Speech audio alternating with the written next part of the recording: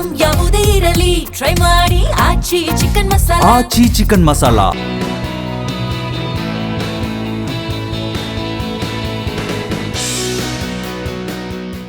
ನಮಸ್ಕಾರ. IPL kick ವಿಶೇಷ ಕಾರ್ಯಕ್ರಮಕ್ಕೆ ಸ್ವಾಗತ. ನಾನು ಹಿಮಕುಮಾರ್. ನಿನ್ನೆ ನಡೆದಿರುವಂತಹ ಹೈ ವೋಲ್ಟೇಜ್ ಕದನದಲ್ಲಿ MIಗೆ ಭರ್ಜರಿ ಆಗಿರುವಂಥ ಗೆಲುವು. ಅಲ್ಲಿ GTಗೆ ಹಿನಾಯ ಸೋಲಾಗತ್ತೆ. ಅಂತೂ ಇಂತೂ ಗೆಲುವಿನ ಟ್ರ್ಯಾಕ್ಗೆ ವಾಪಸ್ ಮರಳಿರುವಂಥದ್ದು ಮುಂಬೈ ತಂಡ. ಸೊ ಯಾವಾಗಲೂ ಹಿಸ್ಟ್ರಿಯನ್ನು ತೆಗೆದು ನೋಡಿದ್ರೆ ಹಾಗೆ ಇದು ಮುಂಬೈ ತಂಡ ಆರಂಭದಲ್ಲಿ ಒಂದು 5-4 ಪಂದ್ಯಗಳನ್ನು ಸೋತಿರ್ತಾರೆ. ತದನಂತರ ಒಂದು ಮ್ಯಾಚ್ ಗೆದ್ದಿದ್ರೆ ಸಾಕು, ಅದನ್ನು ಕಂಟಿನ್ಯೂ ಆ ಮೊಮೆಂಟಮ್ನ ಕ್ಯಾರಿ ಮಾಡ್ಕೊಂಡು ಹೋಗ್ತಾರೆ. ಸೊ ಅದೇ ರೀತಿಯಾಗಿ ಈಗ ಗೆಲುವು ಸಿಕ್ಕಿದೆ. ಮುಂದೆ ಅಂತೂ ಈ ತಂಡ ಭಯಂಕರ ಅಂತೂ ಕಾಣುತ್ತೆ. ಅದರ ಜೊತೆಗೆ ಮುಂಬೈಲಿ ಕೆಲವೊಂದಿಷ್ಟು ಬದಲಾವಣೆ ಮಾಡಿದ್ರಲ್ಲ, ಅದು ಕೂಡ ಸಕ್ಸಸ್ ಆಗಿದೆ.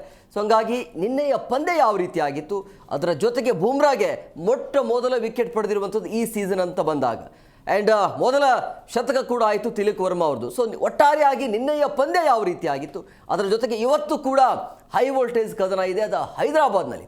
ಸೊ ಹೈದರಾಬಾದ್ ಹಾಗೂ DC ನಡುವೆ ನಡೆಯುವಂಥ ಈ ಹೈ ವೋಲ್ಟೇಜ್ ಕದನ ಹೋಮ್ ಗ್ರೌಂಡ್ ಅಂತ ಬಂದಾಗ ಹೈದರಾಬಾದ್ ಅಂತೂ ಸುಮ್ಮನೆ ಬಿಡೋದಿಲ್ಲ. ಸೊ ಹೋಮ್ ಗ್ರೌಂಡಲ್ಲಿ ಹೈದರಾಬಾದನ್ನು ಕಟ್ಟಿ ಹಾಕೋದು DCಗಂತೂ ಚಾಲೆಂಜ್ ಇದ್ದೇ ಇರುತ್ತೆ. ಇವತ್ತಿನ ಪಂದ್ಯವೂ ಕೂಡ ಹೈ ವೋಲ್ಟೇಜ್ ಕದನ ಇರುತ್ತೆ. ಸೊ ಹಂಗಾಗಿ ಒಟ್ಟಾರೆಯಾಗಿ ನಿನ್ನೆದು ಮತ್ತು ಇವತ್ತಿನ ಪಂದ್ಯ ಹೇಗಿರುತ್ತೆ ಎಲ್ಲದರ ಬಗ್ಗೆ ಚರ್ಚೆ ಮಾಡೋಣ. ಇದು ಇವತ್ತಿನ ವಿಶೇಷ IPL ಕಿಕ್.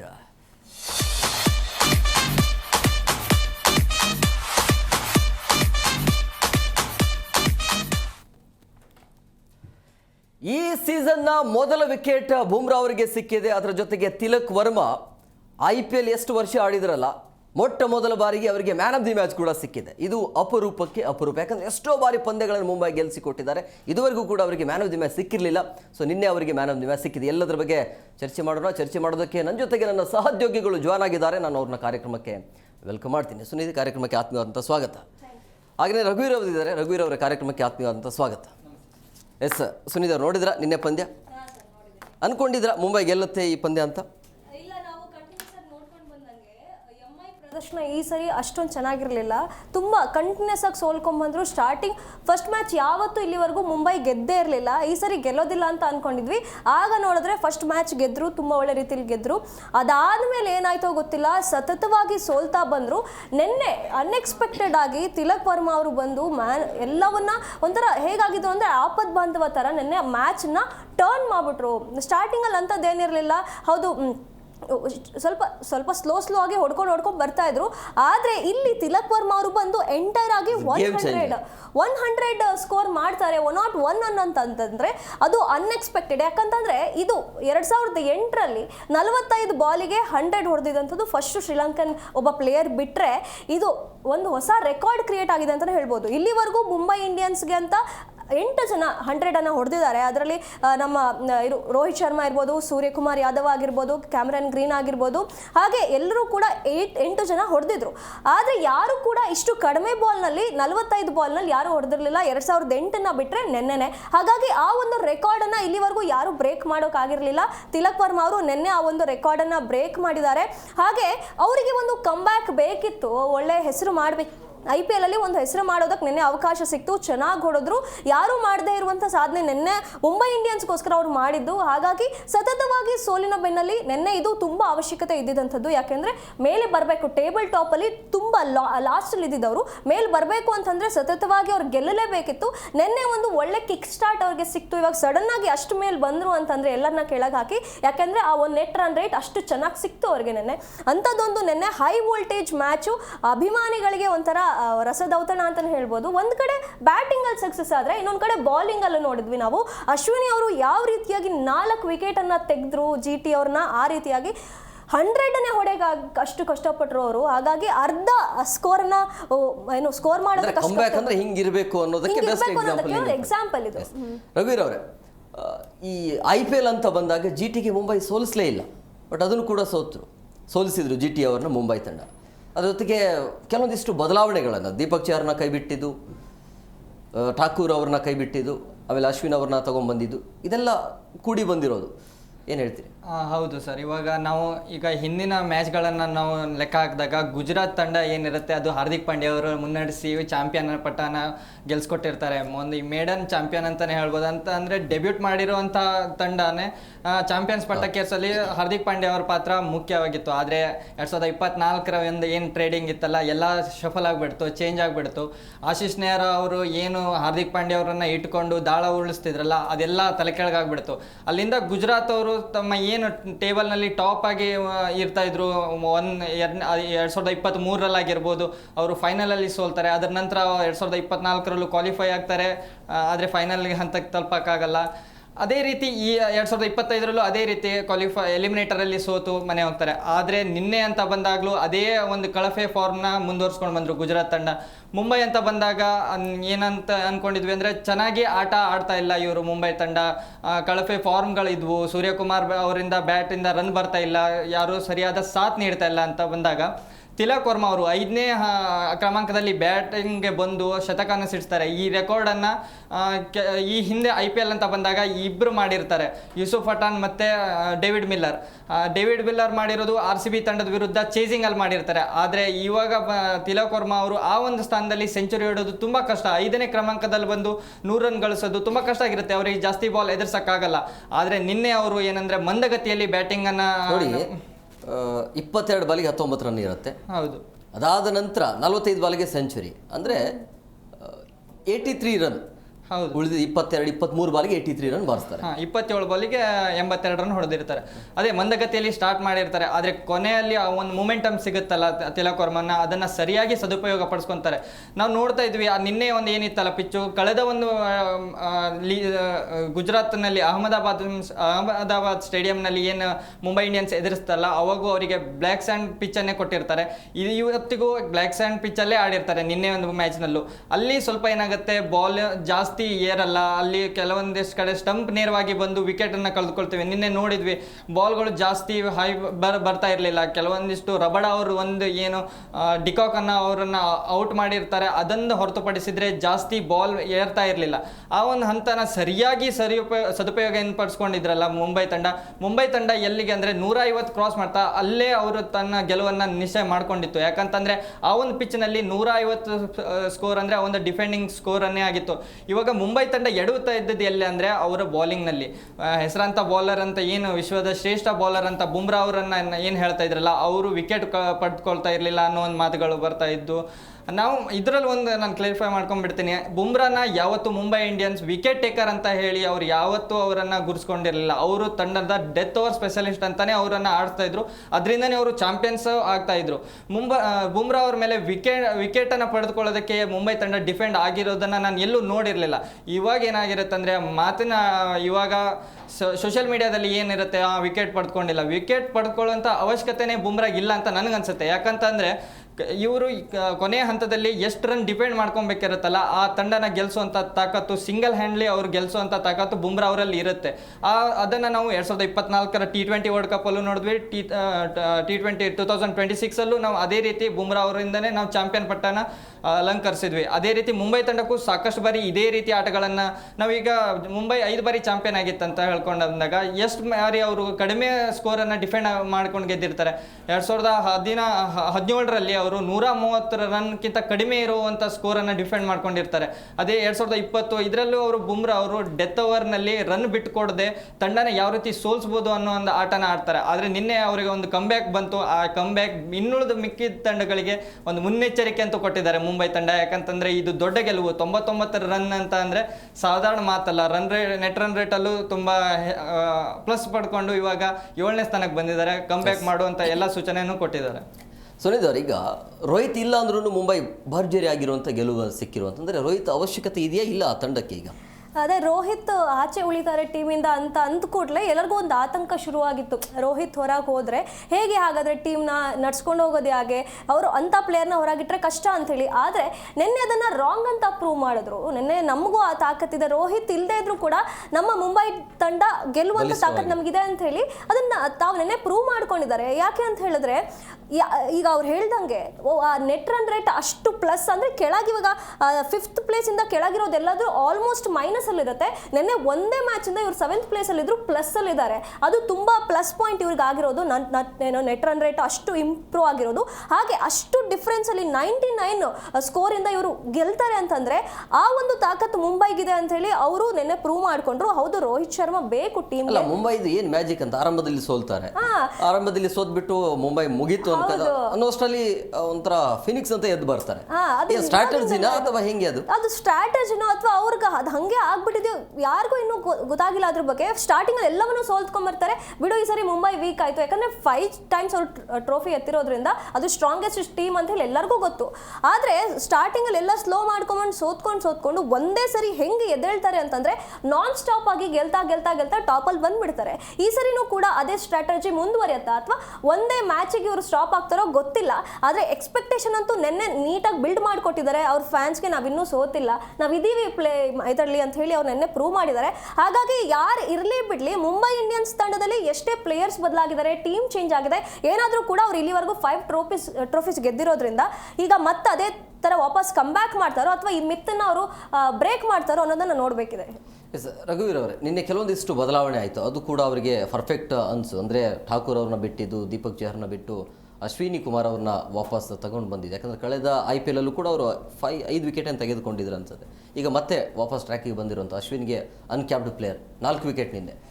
ಹೌದು, ಇವಾಗ ಏನಂದರೆ ಮುಂಬೈ ತಂಡದಲ್ಲಿ ಅದೇ ಹೇಳ್ತಾ ಇದ್ದಲ್ಲ, ಬೌಲಿಂಗ್ನಲ್ಲಿ ಸ್ವಲ್ಪ ವೀಕ್ ಆಗಿ ಗುರ್ಸ್ಕೊಳ್ತಾ ಇತ್ತು. ಯಾಕಂತಂದರೆ ಮುಂಬೈ ತಂಡ ಅವರು ಚಾಂಪಿಯನ್ ಪಟ್ಟ ಅಲಂಕರಿಸಿದೆ ಬೌಲಿಂಗಿಂದ ಅಂತ ಹೇಳಿದ್ರು ಆಗಲ್ಲ. ಯಾಕಂತಂದರೆ ಅಷ್ಟೊಂದು ಚೆನ್ನಾಗಿ ಬೌಲಿಂಗ್ನ ಇಟ್ಕೊಂಡು ಬರ್ತಾ ಇದ್ರು. ಈ ಹಿಂದೆ ಲಸಿತ್ ಮಲಿಂಗ, ಮಿಚೆಲ್ ಜಾನ್ಸನ್, ಮೆಕ್ಲೆಗನ್ ಮತ್ತು ಬುಮ್ರಾ ಅಂತಹ ಘಟಾನುಘಟಿ ಬೌಲರ್ಗಳು ಇವಾಗಲೂ ಅಷ್ಟೇ ಒಂದು ಆನ್ ಪೇಪರ್ನಲ್ಲಿ ನೋಡೋಕೆ ಬಂದರು ಅಷ್ಟೇ ಚೆನ್ನಾಗಿರೋ ಬೌಲರ್ಸ್ಗಳೇ ಇದ್ದಾರೆ. ಇವಾಗ ವಿಶ್ವದ ಅಗ್ರ ಕ್ರಮಾಂಕದಲ್ಲಿ ಏನು ಗುರ್ಸ್ಕೊಂಡಿದ್ರಲ್ಲ, ಟ್ರೆಂಟ್ ಬೋಲ್ಟ್ ಇದ್ದಾರೆ, ಮತ್ತು ಬುಮ್ರಾ ಅವರಿದ್ದಾರೆ, ದೀಪಕ್ ಚಹರ್, ಶಾರ್ದುಲ್ ಠಾಕೂರ್, ಇವರೆಲ್ಲ ಚೆನ್ನಾಗಿರೋ ಬೌಲರ್ಸ್ಗಳೇ. ಆದರೆ ಇವರಿಗೆ ಕೈ ಕೊಡ್ತಾ ಇರೋದು ಎಲ್ಲ ಅಂದರೆ ವಾಂಕಡೆ ಸ್ಟೇಡಿಯಮಲ್ಲಿ ಆಡ್ತಾ ಇರೋದ್ರಿಂದ ಅದು ಬ್ಯಾಟ್ಸ್ಮನ್ಗಳ ಸ್ವರ್ಗ ಅಂತಲೇ ಹೇಳ್ಬೋದು. ಯಾಕಂತಂದರೆ ಅಲ್ಲಿ ಬೌಲರ್ಗಳು ದುಬಾರಿ ಆಗ್ತಾರೆ. ಅದೇ ರೀತಿ ಶಾರ್ದುಲ್ ಠಾಕೂರ್ ಅವರು ಮತ್ತು ದೀಪಕ್ ಚಹರ್ ಅವರನ್ನು ಏನು ಅವರ ಬೌಲಿಂಗ್ನಲ್ಲಿ ಹೇಳ್ಕೊಳ್ಳುವಂಥ ಪ್ರದರ್ಶನ ಬರ್ತಾ ಇಲ್ಲ. ಮತ್ತು ಸ್ಯಾಂಟ್ನರ್ ಅವರನ್ನು ಸರಿಯಾಗಿ ಸದುಪಯೋಗ ಪಡಿಸ್ಕೊತಾ ಇರಲಿಲ್ಲ. ಕಳೆದ ಒಂದೇ ಸ್ಟಾರ್ಟಿಂಗ್ 2 ಮ್ಯಾಚಲ್ಲಿ ಅವರನ್ನು ತಂಡದಲ್ಲಿ ಇನ್ಕ್ಲೂಡ್ ಮಾಡಿಕೊಂಡೇ ಇದ್ದಿರಲಿಲ್ಲ. ಆದರೆ ಕಳೆದ ಮ್ಯಾಚ್ನಲ್ಲಿ ಅವರು 2 ಸ್ಪಿನ್ನರ್ಗಳನ್ನು ಆಡಿಸ್ಕೊತಾರೆ. ಗುಜ್ನಫರ್ ಅಂತ ಹೇಳಿ ಅಫ್ಘಾನಿಸ್ತಾನ್ ಬೌಲರ್ ಆಗಿರ್ಬೋದು, ಅವರನ್ನು ತಂಡದಲ್ಲಿ ಕರ್ಕೊಂಡು ಬಂದಿರೋದು ಮುಂಬೈ ತಂಡಕ್ಕೆ ಎಲ್ಲೋ ಒಂದು ಕಡೆ ಪ್ಲಸ್ ಪಾಯಿಂಟ್ ಅಂತಲೇ ಹೇಳ್ಬೋದು. ಯಾಕಂತಂದರೆ ನಿನ್ನೆ ಸ್ಪಿನ್ ಪಿಚ್ಗೆ ನೆರವಾಗಿರುವಂಥ ಪಿಚ್ನಲ್ಲಿ 2 ಸ್ಪಿನ್ನರ್ಗಳನ್ನು ಎಲ್ಲಿ ಟ್ರೆಂಟ್ ಬೋಲ್ಟ್ ಅವರನ್ನೇ ತಂಡದಲ್ಲಿ ಮರಳಿ ತರ್ತಾರೋ ಅನ್ನೋ ಒಂದು ಏನು ಕುತೂಹಲ ಇತ್ತು. ಆದರೆ ಅದು ಎಲ್ಲಿ ತಂದರೆ ಅವರು ಒಂದು ಕ್ಯಾಲ್ಕುಲೇಷನ್ ತಪ್ಪಾಗ್ತಾ ಇತ್ತು. ಆದರೆ ಕೋಚ್ ಮತ್ತು ಕ್ಯಾಪ್ಟನ್ ನಿರ್ಧಾರದಿಂದ ಏನು ಒಂದು ಎಕ್ಸ್ಟ್ರಾ ಸ್ಪಿನ್ನರನ್ನು ತಂಡದಲ್ಲಿ ಆ್ಯಡ್ ಮಾಡ್ಕೊಳ್ತಾರೆ. ಇದು ಚೆನ್ನಾಗಿರೋ ಒಂದು ಡಿಸಿಷನ್ನೇ ಅಂತ ಹೇಳ್ಬೋದು. ಯಾಕಂದರೆ ನಿನ್ನೆ ಗೆಲ್ಲೋದಕ್ಕೆ ಅದು ತುಂಬ ಮುಖ್ಯ ಕಾರಣ ಆಯಿತು. ಅದೇ ರೀತಿ ಅಶ್ವಿನಿ ಕುಮಾರ್ ಅಂತಲೇ ಹೇಳ್ಬೋದು, ಅವರು ಚೆನ್ನಾಗಿರೋ ಬಾಲಿಂಗ್ನ ನಿನ್ನೆ ನಡೆಸ್ಕೊಟ್ರು. ಅನ್ಕ್ಯಾಪ್ಡ್ ಪ್ಲೇಯರ್ ಬಾಲಿಂಗ್ನಲ್ಲಿ ಪ್ರದರ್ಶನ ತೋರಿದ್ರೆ ಖುಷಿ ಆಗುತ್ತೆ. ಯಾಕಂತಂದರೆ ನಮಗೆ ಇವಾಗ ಅದೇ ಕಾಡ್ತಾ ಇರುತ್ತೆ. ಇನ್ನು ಭಾರತ ತಂಡಕ್ಕೆ ಅಂತ ಬಂದಾಗ ಬುಮ್ರಾ ಅವ್ರ ನಂತರ ನಮ್ಮ ಬಾಲಿಂಗ್ ಯಾವ ರೀತಿ ಇರುತ್ತೆ, ಬ್ಯಾಟ್ಸ್ಮನ್ಗಳಿಗಂತೂ ನೋಡ್ತಾ ಇದ್ವಿ, ತಿಲಕ್ ವರ್ಮಾ ಅವರು ಒಬ್ಬರಿಗಿಂತ ಒಬ್ಬರು ಚೆನ್ನಾಗಿದ್ದಾರೆ, ಶುಭ್ಮನ್ ಗಿಲ್, ಈಗ ಕೆಲವೊಂದಿಷ್ಟು ಜನಗಳಿಗೆ ಅವಕಾಶನೇ ಸಿಗ್ತಲ್ಲ. ಆದರೆ ಬಾಲಿಂಗ್ ಅಂತ ಬಂದಾಗ ಇವಾಗ SRHನಲ್ಲೂ 2 ಅನ್ಕ್ಯಾಪ್ಡ್ ಪ್ಲೇಯರ್ ಇನ್ನೂ ಇದ್ದಾರೆ, ಪ್ರಫುಲ್ ಹಿಂಗೆ, ಸಾಕಿಬ್ ಹುಸೇನ್ ಅಂತ ಆಟಗಾರರು. ಆದರೆ ನಿನ್ನೆ ಅಶ್ವಿನಿ ಕುಮಾರ್ ಅವರು ನಾವು ಅಷ್ಟೇ ಚೆನ್ನಾಗಿ ಬಾಲಿಂಗ್ನ ನಿರ್ವಹಿಸ್ಕೊಡ್ತೇನೆ ಅನ್ನೋದನ್ನು ನಿನ್ನೆ ಪ್ರೂವ್ ಮಾಡಿದ್ರು. ಅವ್ರಿಗೆ ಕೊಟ್ಟಿರುವಂಥ ಅವಕಾಶ. ಇನ್ನೊಬ್ಬ ಆಟಗಾರ ಅನ್ಕ್ಯಾಪ್ಡ್ ಪ್ಲೇಯರ್ ಏನು ಮುಂಬೈ ಇಂಡಿಯನ್ಸ್ ನಿನ್ನೆ ಬ್ಯಾಟ್ಸ್ಮನ್ ಆಗಿ ಕಣಕ್ಕಿಳಿಸಿದಲ್ಲ, ಅವರು ಒಂದು ಸರಿಯಾಗಿ ಏನಂದರೆ ನರ್ವಸ್ ಆಯಿತು ಏನೋ ಗೊತ್ತಿಲ್ಲ, ಬಟ್ ಅವರಿಗೆ ಅಂತ ಇನ್ನು ಮುಂದಿನ ದಿನಗಳಲ್ಲಿ ಅವರು ಸರಿಯಾದ ಆಟನ ಆಡ್ಬೋದು. ಯಾಕಂತಂದರೆ ಮುಂಬೈ ಇಂಡಿಯನ್ಸ್ ಅನ್ಕ್ಯಾಪ್ಡ್ ಪ್ಲೇಯರ್ ಕೊಡೋದ್ರಲ್ಲಿ ಭಾರತ ತಂಡಕ್ಕೆ ಅವ್ರ ಕೊಡುಗೆ ತುಂಬಾ ಇದೆ. ಇವಾಗ ಬುಮ್ರಾ ಅವರಾಗಿರ್ಬೋದು, ಹಾರ್ದಿಕ್ ಪಾಂಡ್ಯ, ಕೃಣಾಲ್ ಪಾಂಡ್ಯ, ಇವರೆಲ್ಲ ಮುಂಬೈ ಇಂಡಿಯನ್ಸಿಂದನೇ ಬಂದಂಥ ಆಟಗಾರರು. ಆ ರೀತಿ ಅನ್ಕ್ಯಾಪ್ಡ್ ಪ್ಲೇಯರ್ ಆಗಿ ಗುರುಸ್ಕೊಳ್ತಾರಲ್ಲ ಮುಂಬೈ ಇಂಡಿಯನ್ಸ್ಗೆ, ಅವರು ಭಾರತ ತಂಡನ ಗೆಲ್ಲಿಸುವಂಥ ಎಲ್ಲ ಅಬಿಲಿಟಿನೂ ಇಟ್ಕೊಂಡು ಬಂದಿರ್ತಾರೆ. ಅದಕ್ಕೆ ಉದಾಹರಣೆ ನಾವು 2 IPL 2 T20 world cup continue ಆಗಿ ಗೆದ್ದಿದ್ದೀವಿ. ಆ T20 ವರ್ಲ್ಡ್ ಕಪ್ ಗೆದ್ದಿರುವಂಥ ತಂಡದ ಏನು ಅಗ್ರ ಕ್ರಮಾಂಕದಲ್ಲಿ ಇದಾರಲ್ಲ ಅದಷ್ಟು ಮುಂಬೈ ಇಂಡಿಯನ್ಸ್ ತಂಡದಲ್ಲಿ ಇದ್ದಾರೆ. ಸೂರ್ಯಕುಮಾರ್ ಯಾದವ್ ಆಗಿರ್ಬೋದು, ಹಾರ್ದಿಕ್ ಪಾಂಡ್ಯ ಆಗಿರ್ಬೋದು, ತಿಲಕ್ ವರ್ಮಾ, ಇಂತಹ ಆಟಗಾರರನ್ನ ಇಟ್ಕೊಂಡು ಬಂದಿದ್ದಾರೆ. ಆದರೆ ಮುಂಬೈ ನಿನ್ನೆ ಅನ್ಕ್ಯಾಪ್ಡ್ ಪ್ಲೇಯರಿಂದ ಏನು ಒಂದು ಉತ್ತಮವಾದಂಥ ಏನು ಸ್ಪೆಲ್ಲನ್ನು ತಂದುಕೊಟ್ಟು ಆ ತಂಡಕ್ಕೆ ಗೆಲುವಿಗೆ ಪ್ರಮುಖ ಕಾರಣ ಆಗಿದ್ದು ನಿನ್ನೆ ಆ ಅನ್ಕ್ಯಾಪ್ಡ್ ಪ್ಲೇಯರ್ ಅವರ ಒಂದು ಬೌಲಿಂಗ್ ಪ್ರದರ್ಶನ ಅಂತಲೇ ಹೇಳ್ಬೋದು. ಎಸ್ ಸುನೀತಾ, ನಿನ್ನೆ ಹಾರ್ದಿಕ್ ಪಾಂಡ್ಯ ಅಂತೂ ಸಖತ್ ಜೋಶಲ್ಲಿದ್ರು, ಖುಷಿಯಲ್ಲಿದ್ರು. ಗೆದ್ದಾದ ನಂತರ ಅಂತೂ ತನ್ನ ಗರ್ಲ್ ಫ್ರೆಂಡ್ ಕರ್ಕೊಂಡೋಗಿ ಮಜಾ ಮಾಡ್ತಾ ಇದ್ರು. ಬಟ್ ಎಲ್ಲ ಒಂದು ಕಡೆ ಹಾರ್ದಿಕ್ ಪಾಂಡ್ಯ ಈ ಗೆಲುವು ಎಷ್ಟು ಅನಿವಾರ್ಯ ಆಗಿತ್ತು ಅಂತೇಳಿ, ಯಾಕಂದ್ರೆ ಸೋತಾಗ ನೋಡ್ತಾ ಇದೀವಿ ಅವರ ಫೇಸಲ್ಲಿ ಯಾವ ರೀತಿಯಾಗಿ ಪ್ರತಿಕ್ರಿಯೆ ಬರ್ತಿತ್ತು ಅಂತೇಳಿ. ಅದೇ ಈಗ ಅವ್ರಿಗೆ ಅದೊಂದು ರೆಸ್ಪಾನ್ಸಿಬಿಲಿಟಿ, ಕ್ಯಾಪ್ಟನ್ಸಿ ಅಂತ ಹೇಳಿ ಅವ್ರಿಗೊಂದು ರೆಸ್ಪಾನ್ಸಿಬಿಲಿಟಿ ಇತ್ತು. ಆದರೆ ಮುಂಬೈ ಇಂಡಿಯನ್ಸ್ ಅದು ಫೇಲ್ ಆಗ್ತಾ ಬರ್ತಾ ಇತ್ತು. ಅಂದರೆ ಕಂಟಿನ್ಯೂಸ್ ಆಗಿ ಸೋಲ್ತ್ಕೊಂಬರ್ತಿರೋದ್ರಿಂದ ಎಲ್ಲರೂ ಕೂಡ ನೋವಿಂಗ್ಲಿ ಅವ್ರು ಅನ್ನೋವಿಂಗ್ಲಿ ಅವ್ರ ಕಡೆ ಬೆಟ್ ಮಾಡ್ತಾರೆ, ಕ್ಯಾಪ್ಟನ್ ಆಗಿ ನೀವೇನು ಮಾಡ್ತಿದ್ದೀರಾ ಅಂತೇಳಿ ಅವರನ್ನೇ ಕ್ವೆಶನ್ ಮಾಡೋದ್ರಿಂದ ಇಲ್ಲಿ ಅವರಿಗೆ ತುಂಬ ಜವಾಬ್ದಾರಿ ಇತ್ತು. ಕಂಟಿನ್ಯೂಸ್ ಆಗಿ ಸೋತಿರೋದ್ರಿಂದ ಒಂದು ಗೆಲುವು ಕಮ್ಬ್ಯಾಕ್ ಬೇಕೇ ಬೇಕಿತ್ತು. ಹಾಗೆ ಮುಂಬೈ ಇಂಡಿಯನ್ಸ್ ಫ್ಯಾನ್ಸ್ಗೂ ಒಂದು ಹೆಂಗಾಗಿದೆ ಅಂತಂದರೆ ಎಷ್ಟು ಸೋತ್ಕೊಂಡ್ಬಂದ್ರು ಫೈನಲಲ್ಲಿ ಅವ್ರು ಕಂಬ್ಯಾಕ್ ಮಾಡ್ತಾರೆ ಅನ್ನೋ ಹೋಪಲ್ಲಿ ಕಾಯ್ತಾ ಇರೋದ್ರಿಂದ ಅವ್ರಿಗೆ ಒಂದು ವಾಪಸ್ ನಾವು ಬರ್ತೀವಿ ಅನ್ನೋ ಹೋಪ್ ಕೊಡೋದಕ್ಕೆ ನೆನ್ನೆ ಹಾರ್ದಿಕ್ ಪಾಂಡ್ಯ ಅವ್ರಿಗೆ ಈ ಒಂದು ವಿನ್ ಬೇಕಿತ್ತು. ಅದು ಅಷ್ಟೇ, ಅದು ಒಂದು ಎಂಟರ್ಟೈನ್ಮೆಂಟ್ ಅದು ಬಿಟ್ಟಾಕಿದ್ರು ಕೂಡ ಟೇಬಲ್ ಲೋವರಲ್ಲಿ ಅಲ್ಲಿರೋರು ಈಗ ಮೇಲ್ ಬರಬೇಕು ಅಂತಂದರೆ ಅವರು ಗೆಲ್ಲಬೇಕಾಗಿರುವುದು ಅನಿವಾರ್ಯ, ಅವ್ರಿಗೆ ಬೇರೆ ಆಪ್ಷನ್ ಇಲ್ಲ. ಕಂಟಿನ್ಯೂಸ್ ಆಗಿ ಸೋತಿರೋದ್ರಿಂದ ಅವ್ರು ಇವಾಗ 4 ಮ್ಯಾಚ್ಗಳನ್ನು ಸೋತಿದ್ದಾರೆ, 1 ಅಲ್ಲ 2 4 ಮ್ಯಾಚ್ ಸೋತಿರೋದ್ರಿಂದ ಈಗ ಮೇಲ್ ಬರೋದು ಅಂತ ಪ್ರಯತ್ನವನ್ನು ಅವ್ರು ಮಾಡಲೇಬೇಕು. ನಿನ್ನೆ ಆಗಿದ್ದಂತಹ ಒಂದು ಆ ಡಿಫ್ರೆನ್ಸ್ನ ಗೆಲುವೇನಿತ್ತು ಅದು ತುಂಬ ರಿಕ್ವೈರ್ಡ್ ಇದ್ದಿದ್ದಂಥದ್ದು. ಹಾಗಾಗಿ ಹಾರ್ದಿಕ್ ಪಾಂಡ್ಯ ಅವರು ಇಷ್ಟರವರೆಗೂ ಸೋತ್ಕೊಂಡ್ಬಂದಾಗ ಅವರ ರಿಯಾಕ್ಷನ್ಗಳನ್ನು ನಾವು ನೋಡಿದ್ವಿ. ಆದರೆ ನಿನ್ನೆ ಆ ಒಂದು ಗೆಲುವು ಇಷ್ಟು ದಿನದ ಮೇಲೆ ಸಿಕ್ಕಿದ ಗೆಲುವನ್ನು ನೋಡಿ ಅವರು ಅಷ್ಟು ಖುಷಿಯನ್ನು ವ್ಯಕ್ತಪಡಿಸಿದ್ರು. ಈ ಹಿಂದೆ ಕೂಡ ವರ್ಲ್ಡ್ ಕಪ್ ಟೈಮಲ್ಲೂ ಕೂಡ ಅವ್ರು ಸೆಲೆಬ್ರೇಟ್ ಮಾಡಿದ್ದನ್ನು ನಾವು ನೋಡಿದ್ವಿ. ಫೀಲ್ಡಲ್ಲಿ ಬಂದು ಅವ್ರ ಗರ್ಲ್ ಫ್ರೆಂಡನ್ನು ಕರ್ಕೊಂಡ್ಬಂದು ಅಲ್ಲಿ ಅವ್ರಿಗೆ ಅಲ್ಲೊಂದಿಷ್ಟು ಬ್ಯಾಕ್ ವರ್ಡ್ಗಳು ಅವ್ರು ಒಂದಿಷ್ಟು ಆಟದ ಕಡೆ ಗಮನಕ್ಕಿಂತ ಗರ್ಲ್ ಫ್ರೆಂಡ್ ಕಡೆ ಜಾಸ್ತಿ ಗಮನ ಇದೆಯಾ? ಅದೇ ತುಂಬಾ ಟ್ರೋಲ್ ಆಗ್ತಿರೋದೇ ಅದು. ಇವರು ಬ್ಯಾಕ್ ಲ್ಯಾಶಸ್ ತುಂಬಾ ಬರ್ತಿದೆ ಹಾರ್ದಿಕ್ ಪಾಂಡ್ಯ ಅವ್ರಿಗೆ, ಗರ್ಲ್ ಫ್ರೆಂಡ್ ಕಡೆ ಜಾಸ್ತಿ ಕಾನ್ಸಂಟ್ರೇಟ್ ಮಾಡ್ತಿದ್ದಾರೆ, ಮಸ್ತಿ ಮೋಡಲ್ ಇದ್ದಾರೆ. ಎಫೆಕ್ಟ್ ಆಗತ್ತಾ ಕೇಳಿದ್ರೆ ಇಲ್ಲ, ಅದು ಈ ಕಡೆ ಅವರು ಅದನ್ನು ಯಾವತ್ತೂ ಮಿಂಗಲ್ ಮಾಡಲ್ಲ ಅಂತ ಅನ್ಸುತ್ತೆ ನಮಗೆ. ನಾನು ಅದೇನೇ ಹೇಳಕ್ ಬರ್ತೀನಿ, ಅದೇನಂದ್ರೆ ಅದ್ರ ಕಡೆ ಹೆಚ್ಚು ಗಮನ ಕೊಡದೆ ಕ್ರಿಕೆಟ್ ಕಡೆ ಹೆಚ್ಚು ಗಮನ ಕೊಡಬೇಕು. ಯಾಕಂದ್ರೆ ಇವಾಗ ನಾವು ನೋಡ್ತಾ ಇದೀವಿ ಹಾರ್ದಿಕ್ ಪಾಂಡ್ಯ ಅವ್ರ ಬ್ಯಾಟ್ ಇಂದ ಅಷ್ಟೊಂದು ರನ್ ಬರ್ತಾನೆ ಇಲ್ಲ. ಈಗ ಕಳೆದ ನಿಜವಲ್ಲ, ನನ್ನ ಪರ್ಸನಲಿ ಅಂತ ಹೇಳಿದ್ರೆ ಅದು ಓವರ್ ಆಯ್ತು. ಯಾರಿಗೆ ಸಿಗದೆ ಇರೋ ಗರ್ಲ್ ಫ್ರೆಂಡ್ ಏನಲ್ಲ, ಬಟ್ ಎನಿ ಟೈಮ್ ಆ ರೀತಿ ಜಾಲಿ ಮಾಡಲಿ, ನೀವು ಅದರ ಆಚೆ ಹೊರಗಡೆ ಇಟ್ಕೊಳ್ಬೇಕಾದ್ರೆ. ಹೌದು, ಇವಾಗ ಹಾರ್ದಿಕ್ ಪಾಂಡ್ಯ ಅವರಿಂದ ರನ್ ನಿರೀಕ್ಷೆ ಇದೆ. ಅವರು ಬೌಲಿಂಗ್ ನಲ್ಲಿ ಅಷ್ಟೊಂದು ಚೆನ್ನಾಗಿ ನಿಭಾಯಿಸ್ತಾ ಇದ್ದಾರೆ, ಓಕೆ. ಆದ್ರೆ ಫಿನಿಷರ್ ರೋಲ್ ಅಂತ ಬಂದಾಗ ಮುಂಬೈ ತಂಡದಲ್ಲಿ ಹಿನ್ನಡೆಯನ್ನ ಕಂಡ್ಕೊಳ್ತಾ ಇದೆ. ಇವಾಗ ಕಳೆದ ಒಂದು ಮ್ಯಾಚ್ ನಲ್ಲಿ ತಿಲಕ್ ವರ್ಮಾ ಅವರು ಶೈನ್ ಆದ್ರು, ಓಕೆ. ಆದ್ರೆ ಹಾರ್ದಿಕ್ ಪಾಂಡ್ಯ ಅವರಿಂದ ಆ ಒಂದು ಏನು ಅವರು ಕಳೆದ ಸೀಸನ್ಗಳಲ್ಲೆಲ್ಲ ಚೆನ್ನಾಗಿ ಆಡ್ಕೊಂಡು ಬರ್ತಿದ್ರಲ್ಲ, ಆ ಒಂದು ಏನು ಆಟ ಅವರಿಂದ ಬಂದೇ ಇಲ್ಲ. RCB ತಂಡದ ವಿರುದ್ಧನೂ ಏನು ಚೆನ್ನಾಗಿ ಆಡ್ತೇನೆ ಅಂತ ಹೇಳಿ ಜೋಶಲ್ಲಿ ಬಂದಿದ್ರಲ್ಲ, ಅವ್ರ ಕಡೆಯಿಂದ ಡೆಲಿವರ್ ಮಾಡಕ್ ಆಗೇ ಇಲ್ಲ. ಇವಾಗ ಅವರನ್ನ ಟ್ರೇಡಿಂಗ್ ಮಾಡ್ಕೊಂಡಿರೋದು ಯಾಕಂದ್ರೆ ಪೊಲಾರ್ಡ್ ಅವರ ಒಂದು ಏನು ರಿಪ್ಲೇಸ್ಮೆಂಟ್ ಅಲ್ಲಿ ತಂದಿರೋದು. ಇವಾಗ ಮುಂದಿನ ಆಟದಲ್ಲಿ ಪೊಲಾರ್ಡ್ ಅವರು ಆಡಕ್ಕಾಗಲ್ಲ, ಹಾಗಾಗಿ ಪೊಲಾರ್ಡ್ನ ಸ್ಥಾನ ತುಂಬೋದಕ್ಕೆ ಇವಾಗ ಮುಂಬೈ ಇಂಡಿಯನ್ಸ್ ಅಂತ ಬಂದಾಗ ಟ್ರೋಫಿ ಅಂತ ಬಂದಾಗ್ಲೂ ಪೊಲಾರ್ಡ್ ಅವರ ಸ್ಥಾನ ಏನಿದೆಯಲ್ಲ ಅದು ತುಂಬಾ ಅವ್ರು ಗೆಲ್ಲೋದಕ್ಕೆ ತುಂಬಾ ಶ್ರಮ ಪಟ್ಟಿದ್ದಾರೆ. ಅಂತಹ ತಂಡನ ರಿಪ್ಲೇಸ್ ಮಾಡಕ್ಕೆ, ಪೊಲಾರ್ಡ್ ಅವರನ್ನ ರಿಪ್ಲೇಸ್ ಮಾಡಕ್ಕೆ ಹಾರ್ದಿಕ್ ಪಾಂಡ್ಯ ಅವರನ್ನ ತರ್ತಾರೆ. ಆದ್ರೆ ಹಾರ್ದಿಕ್ ಪಾಂಡ್ಯ ಅವರು ಪೊಲಾರ್ಡ್ನ ರಿಪ್ಲೇಸ್ ಮಾಡುವಂತ ಹಂತದಲ್ಲಿ ಕಾಣ್ತಾ ಇಲ್ಲ. ಅವ್ರ ಬ್ಯಾಟಿಂದ ರನ್ ಬರ್ತಾ ಇಲ್ಲ, ಬೌಲಿಂಗ್ ನಲ್ಲಿ ಅಷ್ಟೊಂದು ಹೇಳ್ಕೊಳ್ಳುವಂತ ಆಟನ ನೀಡ್ತಾ ಇದಾರೆ ಹೊರತು ಅವ್ರ ಬ್ಯಾಟಿಂದ ರನ್ ಬರ್ತಾ ಇಲ್ಲ. ಒಂದ್ ವೇಳೆ ಹಾರ್ದಿಕ್ ಪಾಂಡ್ಯ ಅವ್ರ ಬ್ಯಾಟಿಂದ ರನ್ ಬರಕ್ ಸ್ಟಾರ್ಟ್ ಆಯ್ತಂದ್ರೆ ಮುಂಬೈ ತಂಡನ ಯಾರು ಸ್ಟಾಪ್ ಮಾಡಕ್ ಸಾಧ್ಯನೇ ಇಲ್ಲ. ಯಾಕಂತಂದ್ರೆ ಅಂತ ಒಳ್ಳೆ ತಂಡ ಅವರಲ್ಲಿ ಇದೆ. ಆದ್ರೆ ಅವ್ರು ಏನಂದ್ರೆ ಫಿನಿಷರ್ ಮತ್ತೆ ಮಿಡಲ್ ಆರ್ಡರ್ ಅಲ್ಲಿ ಸ್ವಲ್ಪ ಕುಗ್ತಾ ಇದ್ದಾರೆ. ಕಳೆದ ಒಂದು ಮ್ಯಾಚ್ ನಲ್ಲಿ ಅದ್ಭುತವಾದ ಆಟನ ತೋರಿಸಿದ್ದಾರೆ ತಿಲಕ್ ವರ್ಮಾ, ಆದ್ರೆ ಹಿಂದಿನ ಕಳೆದ ಮ್ಯಾಚ್ ನಲ್ಲೂ ಅವ್ರು ಅದೇ ಸೋಲನ್ನ ಕಂಡಿದ್ವಿ, ಅದು ಅಲ್ಲೇ ಹೊಡೆತ ಕೊಡ್ತಾ ಇತ್ತು. ಇನ್ನು ರೋಹಿತ್ ಶರ್ಮಾ ಅವರು ತಂಡಕ್ಕೆ ಮರಳುವಂತ ಎಲ್ಲಾ ಚಾನ್ಸಸ್ಗಳು ಇದಾವೆ.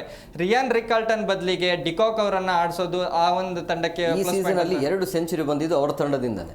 ಮೊದಲ ಮ್ಯಾಚ್ ಅಲ್ಲಿ ಡಿಕಾಕ್ ಹೊಡಿತಾರೆ, ಈಗ ತಿಲಕ್ ವರ್ಮಾ. ಹೌದು, ಅವ್ರ ಬ್ಯಾಟಿಂಗ್ ಕಾಂಬಿನೇಷನ್ ಅಲ್ಲೇ ತಪ್ತಾ ಇದ್ದಾರೆ ಮುಂಬೈ ಇಂಡಿಯನ್ಸ್. ಯಾಕಂತಂದ್ರೆ ಇವಾಗ ಏನ್ ಇನ್ಫಾರ್ಮ್ ಅಲ್ಲಿ ಇರುವಂತಹ ಡಿಕಾಕ್ ಅವರನ್ನ ಬೆಂಚ್ ಕಾಯ್ಸಕ್ ಉಳಿಸ್ತಾರೆ. ರಿಯಾನ್ ರಿಕಾರ್ಟನ್ ಅನ್ನ ಒಂದ್ ಆಟದಲ್ಲಿ ಚೆನ್ನಾಗಿ ಆಡಿದ್ರು, ಆದ್ರೆ ಮುಂದಿನ ಆಟದಲ್ಲಿ ಅಷ್ಟೊಂದು ಹೇಳ್ಕೊಳ್ಳುವಂತ ಪ್ರದರ್ಶನ ಬಂದೇ ಇಲ್ಲ. ಗುಜರಾತ್ ಎಲ್ಲಿ ಎಚ್ಚೆತ್ಕೊಳ್ಬೇಕು, ಟಾಪ್ 3ನೇ ಬೆಸ್ಟ್ ಇದ್ದಿದ್ದು ಅವ್ರದ್ದು. ಹೌದು, ನಿನ್ನೆ ಗೊತ್ತಾಯ್ತು, ನೀವು ಟಾಪ್ 3 ಬೇಗ ಔಟ್ ಮಾಡಿದ್ರೆ ಮುಗ್ದೋಯ್ತು ಅವ್ರ ಕತೆ ಅನ್ನೋದು. ಹೌದು, ಇವಾಗ ಎಲ್ಲರೂ ಅದನ್ನ ಅರ್ಥ ಮಾಡ್ಕೊಂಡೇ ಬಂದಿದ್ದಾರೆ. ಇವಾಗ ಗುಜರಾತ್ ಅಂತ ಬಂದಾಗ ಅಲ್ಲಿ ಟಾಪ್ ಅಲ್ಲಿ 3 ಜನ ಹೋದ್ರೆ ಮತ್ತೆ ಮಿಕ್ಕಿದವರು ಆಡುವಂತ ಯಾರು ಆಡ್ತಾನೆ ಇಲ್ಲ. ಇವಾಗ ನಿನ್ನೆ ಮ್ಯಾಚ್ ಅನ್ನೇ ನೋಡಿದ್ರೆ 7 ಜನ 1 ಅಂಕಿನೂ ದಾಟೇ ಇಲ್ಲ, 1 ಅಂಕಿಲೇ ಸೀಮಿತ ಆಗ್ಬಿಟ್ರು. ಈ 3 ಜನ ಅಷ್ಟೇ 2 ಅಂಕಿ ದಾಟಿದ್ದಾರೆ. ಅದನ್ನ ಹೊರತುಪಡಿಸಿದ್ರೆ ಏನ್ ಟಾಪ್ ಆರ್ಡರ್ ಅಲ್ಲಿ ಸಾಯಿ ಸುದರ್ಶನ್ ಆಗಿರ್ಬೋದು, ಶುಭ್ಮನ್ ಗಿಲ್, ಜಾಸ್ ಬಟ್ಲರ್ ಇವರನ್ನ ಅಷ್ಟೇ ನಂಬ್ಕೊಂಡು ಬಂದಿದ್ದಾರೆ. ಅವರು ಆಕ್ಷನ್ ಅಲ್ಲೂ ಹೇಳ್ಕೊಳ್ಳುವಂತಹ ಆಟಗಾರರ ಮೇಲೆ ಇದೇ ಇಲ್ಲ. ಅವರು ಇವಾಗ ನೋಡಿದ್ರೆ ಡೇವಿಡ್ ಮಿಲ್ಲರ್ ಅಂತ ಫಿನಿಷರ್ ಅವರನ್ನ ಬಿಟ್ಟಿದ್ದಾರೆ. ತೆವಾಟಿ ಅವರಂತ ಏನು 1 ಸೀಸನ್ ವಂಡರ್ ಅಂತ ನನಗನ್ಸುತ್ತೆ ತೆವಾಟಿಯ. ಯಾಕಂತಂದ್ರೆ ಆ 1-2 ಸೀಸನ್ ಆಡಿದ್ರು, ಅದರ ನಂತರ ಅವ್ರ ಬ್ಯಾಟಿಂದ ಅಷ್ಟೊಂದು ಹೇಳಿಕೊಳ್ಳುವಂಥ ಮ್ಯಾಚ್ ಫಿನಿಶ್ ನಾವು ನೋಡೇ ಇಲ್ಲ. ಕಳೆದ ಮ್ಯಾಚ್ನಲ್ಲಿ ಅವರಿಗೆ ಇಂಪ್ಯಾಕ್ಟ್ ಪ್ಲೇಯರ್ ಅಂತ ತರಿಸ್ತಾರೆ, ಅದರಲ್ಲಿ ಅವರು ಹೇಳ್ಕೊಳ್ಳುವಂಥ ಪ್ರದರ್ಶನ ತಂದು ಕೊಟ್ಟೇ ಇಲ್ಲ.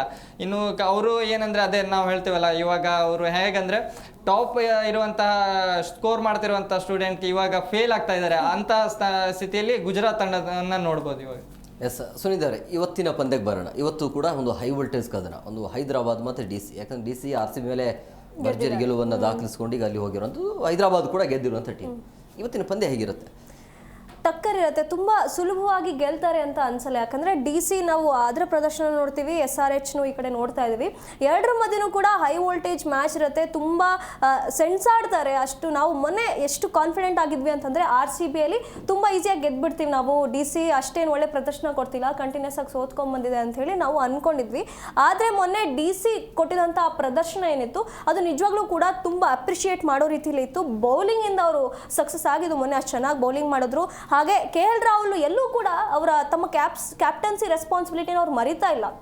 ಹಾಗಾಗಿ DC ಒಳ್ಳೆ ಟಕ್ಕರ್ ಕೊಡ್ತಾರೆ ಅಂತ ಅನ್ಸುತ್ತೆ. ಹಾಗೆ ಆ ಕಡೆ SRH ಇದು ಇಶಾನ್ ಕಿಶನ್ ಕೂಡ ಅವ್ರ ಕ್ಯಾಪ್ಟನ್ಸಿನೂ ಅವ್ರು ಚೆನ್ನಾಗಿ ನಿಭಾಯಿಸ್ಕೊಂಡು ಬರ್ತಾ ಇದ್ದಾರೆ. ಹಾಗಾಗಿ ಇವರಿಬ್ಬರ ಮಧ್ಯೆ ಇವತ್ತಿನ ಮ್ಯಾಚ್ ಏನಿದೆ ಅದು ಕೂಡ ಒಳ್ಳೆ ರೀತಿಯಲ್ಲೇ ನಡೆಯುತ್ತೆ, ಯಾರು ಕೂಡ ಅಷ್ಟು ಈಸಿಯಾಗಿ ಸೋಲ್ತಾರೆ ಅಂತ ಅನ್ಸಲ್ಲ. DC ಬಗ್ಗೆ ಮೊನ್ನೆ ಮ್ಯಾಚ್ ಆದಮೇಲೆ ನಮಗೊಂದು ಹೋಪ್ ಬಂದಿದೆ, ಅವರು ಚೆನ್ನಾಗಿ ಆಡ್ಕೊಂಡು ಹೋಗ್ತಾರೆ, ಅಷ್ಟು ಈಸಿಯಾಗಿ ಗಿವ್ ಅಪ್ ಮಾಡಲ್ಲ ಅಂತೇಳಿ. ಹಾಗಾಗಿ ಇವತ್ತಿನ ಮ್ಯಾಚ್ ನೋಡೋದಾದ್ರೆ ಒಳ್ಳೆ ಟಕ್ಕರ್ ಇರುತ್ತೆ, ಇಬ್ಬರ ಮಧ್ಯೆ ಎಂಟರ್ಟೈನಿಂಗ್ ಆಗಿರುತ್ತೆ. ಇವತ್ತು ಫ್ಯಾನ್ಸ್ಗೆ ತುಂಬ ಈಸಿ ಮ್ಯಾಚ್ ಇರಲ್ಲ ಅಂತ ಅನಿಸುತ್ತೆ, ಕ್ಲೋಸ್ ಆಗಿ ಹೋಗ್ಬಹುದು.